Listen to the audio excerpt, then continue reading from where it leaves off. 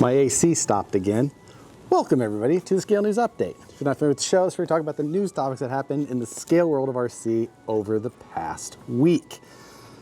We are doing this in the pool because again, my AC has quit and it's quite hot here. Hopefully they're fixing it tomorrow. So anyway, if you enjoy the show regularly, hit the like button, subscribe if you're not already. Let's jump into this week's topics. First for this week, Team Associated released another RC10. This one is a sprint car edition. It doesn't look bad at first glance. There is also some differences between the standard RC10s and, I guess this one.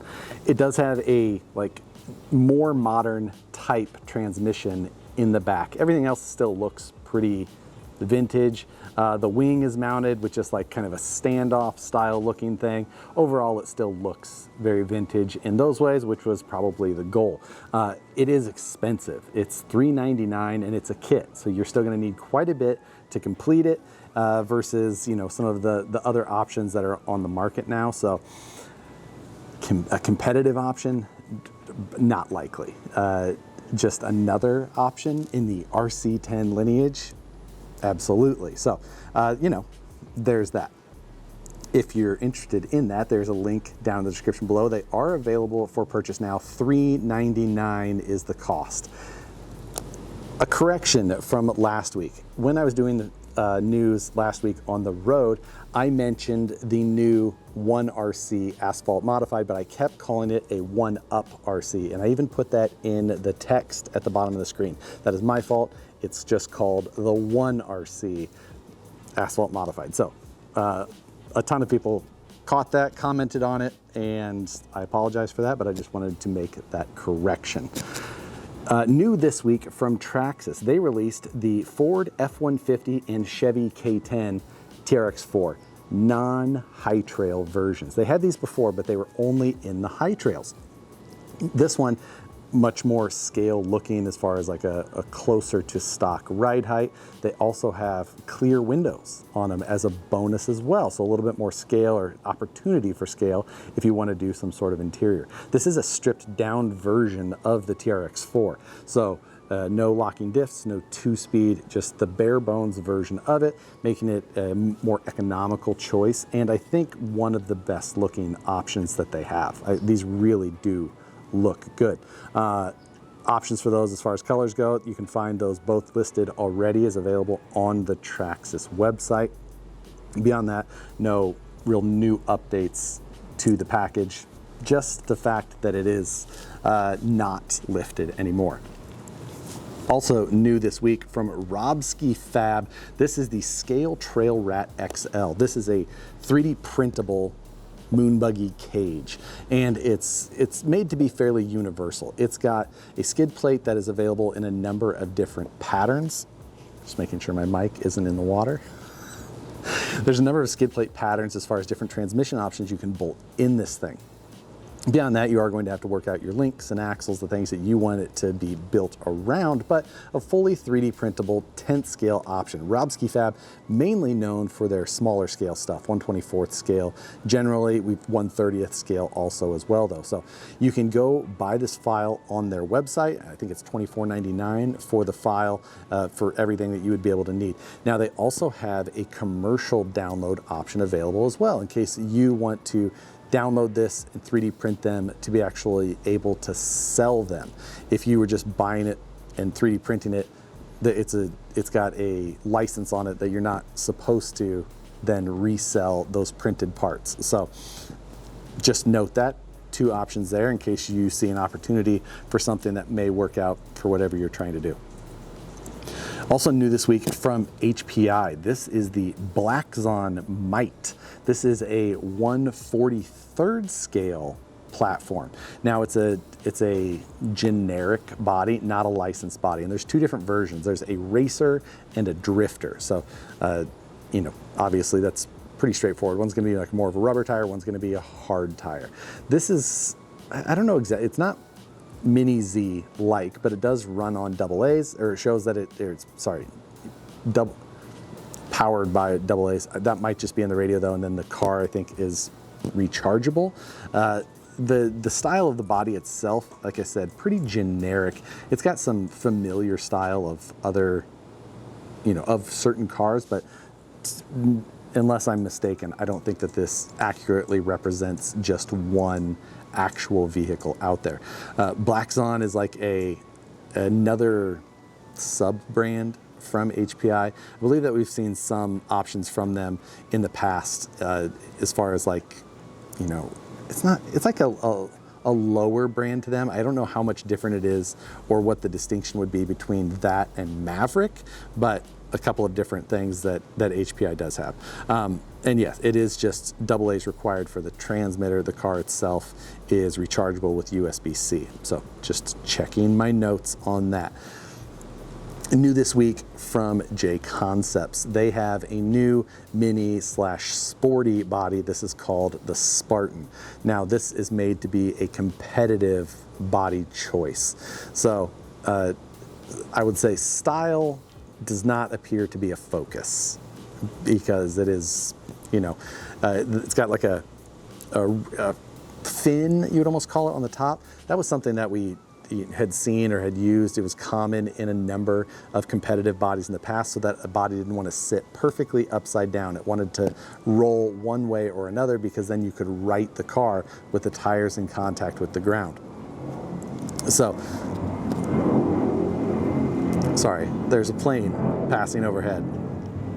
Sorry for that short break. If you need to take a short break, you can do that to actually look at the details of channel membership down in the description below, where you can find out how it helps support the channel, and you can also find out all of the additional content that is available, like additional behind the scenes videos, getting to see videos like the Scale News Update early as well, all kinds of options. And again, it helps support the channel so that I could repair my air conditioner. That way I don't have to continue doing videos outside. But if you want to be outside, try downloading Bash Maps, who is the supporter of this month of the Scale News Update.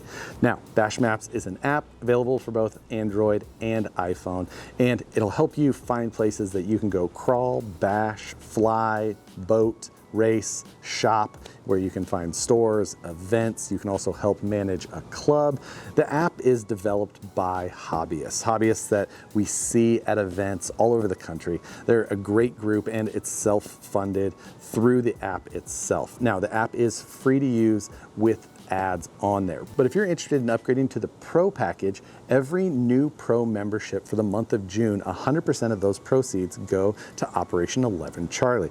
Operation 11 Charlie is a nonprofit veteran-run organization that helps veterans suffering with PTSD by exposing them to RC, which is an excellent way to do it. There's so much good in this hobby, so much that can be helpful to so many people. So check that out. And again, 100% of all new memberships for the Pro of Bash Maps goes to Operation 11 Charlie for the whole month. And supporting Bash Maps with a Pro membership is the best way that you can help support and fund that app throughout the year as well. The centerpiece of the app itself is the map, like it says in the name, where you can use to browse around, find spots either in your local area or a new area you may be traveling to find places for you to run RCs, maybe go meet up with a group of like-minded hobbyists as well.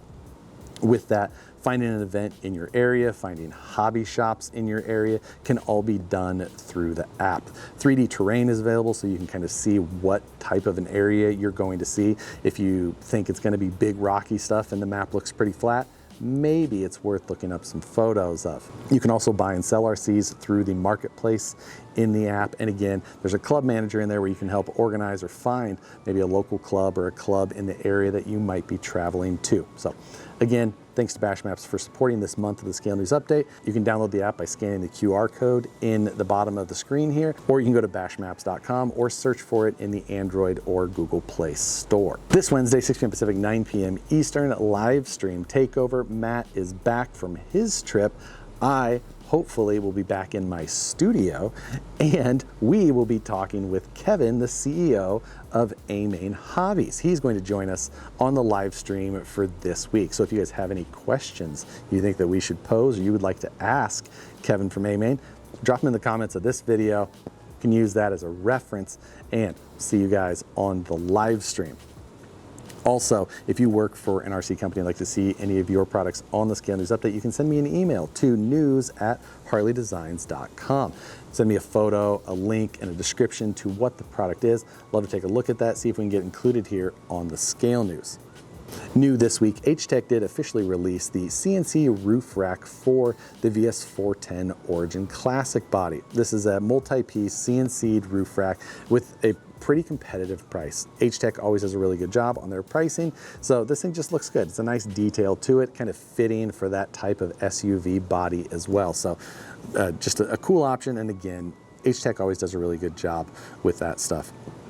Also for the Origin Classic this week, McCrawl released this new set of double shear shock mounts. Now, the Origin Classic runs a new set of molded inner fenders with a lot of different shock mounting options in there. A first for the VS410, but it also went to a single shear mount rather than a double shear, which the previous VS410s has. So McCrawl made these laser cut aluminum pieces that now sandwich the shock mounting onto that inner fender, giving it a double shear look and kind of adding a cool touch to it, giving it a fabricated look. And again, adding some aluminum to that molded inner fender just adds a little bit of pop there. These are available in multiple colors. You can check all of those options on his website, which again, there'll be a link for down in the description below. New this week over on Imagine, Dylan RC released a new 3D full depth interior for the Origin Classic. Now, this has kind of an old school either bucket or bench seat option for it, but full depth all the way down to the electronics trays that it replaces. It also gives you a transmission tunnel, and the shifters will pop through the center as well. Underneath of the seat area, there is a place for the LiPo to slide into. Since it's kind of occupying the area where a battery would typically go, he's got a channel in there, so when the body is off, you can slide the battery through and it'll retain it in place. There's also a hard-mounted XT60 location, so you can just plug the battery in without having to try and find and fish for that lead all the time. It's an option that, or a solution that I've used myself a number of times in the past. Always like seeing that, and I think this is a good execution of that. This week, SkyRC released a new Lap Wiz. Now, we don't talk a lot about racing in general, but a simple, low-cost timing option for racing is something that could be, something that not those of us who aren't hardcore racers could be looking for. There's lots of different times where we want to race something. And this is, again, low-cost option, low-cost transponders. It's a small little compact unit. It runs through an app on your phone, so very bare bones, and it's about as cheap as I think you can run a, call it a modern timing system. Now, it does use transponders, and additional transponders are available. It looks like it comes with one unit from the standard package. Also has a little additional sun visor on there because it is an IR-based system, but just a cool, simple thing. We've seen a lot of things like this from SkyRC as far as like lower cost, simple solutions. And I think this one is gonna fit pretty well into that package. Proline this week has released a ton of the option or replacement parts for that Rock-Tek system. The Rock-Tek system was that magnetically held internal weight system that goes inside of the tires of your 1.9 rigs. I did a video specifically on the weight system, and now you can get those additional parts or replacement parts, including the large bearing that runs inside of the unit or the additional brass pieces in case you want to add more weight to the system. It's got the ability and flexibility to add weight to it. You just need to be able to move the magnet position, which was all nicely designed into this whole thing.